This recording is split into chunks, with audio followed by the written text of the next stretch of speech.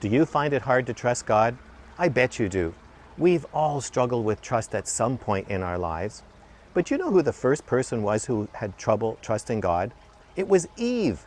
And she could see and hear God, and she lived in a sinless paradise. So stop beating yourself up if you've sometimes struggled with trusting God.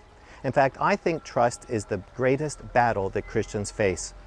You see, Satan knows that if a Christian fully and completely trusts God, we are unstoppable. Satan's intimidated by anyone who trusts God so much that they know how to use their spiritual authority and defeat him. So he will do anything to drive a wedge between you and God to erode your trust. Also, Satan knows that when trust is lost, fear will always replace it. So while he's eroding your trust, he will attack you with fear. And that's a very destructive combination that most of us are familiar with.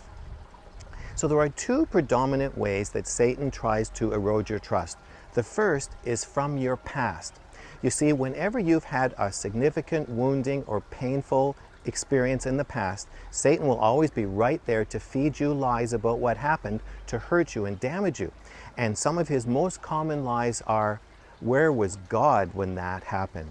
And why did he allow that to happen? Or you're being punished by God because you're so bad. And so he wants to turn every circumstance to erode your trust. And then when you believe these lies, you empower them, and they're stored in your emotional baggage so they can be used against you, and he can remind you of these lies for the rest of your life. And the second is in the present. He draws your attention to everything that's going on in your current life that's not working out the way you want it to. And then he says to you, is God doing anything about those situations? And if the situations aren't changing, he'll say, well, if God isn't doing anything about it, can you really trust him? So you see, Satan's always trying to erode your trust, and we are in a constant battle for our trust. So that we need to know how to defend ourselves because of this constant barrage to erode our trust. So when your trust is under attack, here are three things you need to do. The first is you need to remember how much God loves you. He loves you more than any human parent ever could, and he's promised never to leave you, so he can be trusted. And the second is, remind yourself of all the times that he has been trustworthy and faithful, all the times he's answered your prayers, all the times he's intervened in your life unexpectedly and accomplished something that was wonderful that you were even surprised by. Because this will stir up your faith and give you the trust that God will look after you now and in the future. And the third thing is, talk to God. Open a conversation. Ask Jesus what his perspective is on what's going on in your life right now.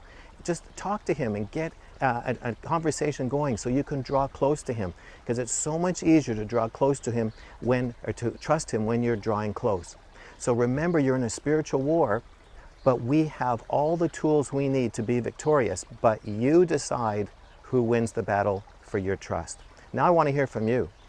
How have you won the battle for trust? What resources have you pulled on when your trust has come under attack? Just leave your story in the box below, because we want to be encouraged by how you handled it.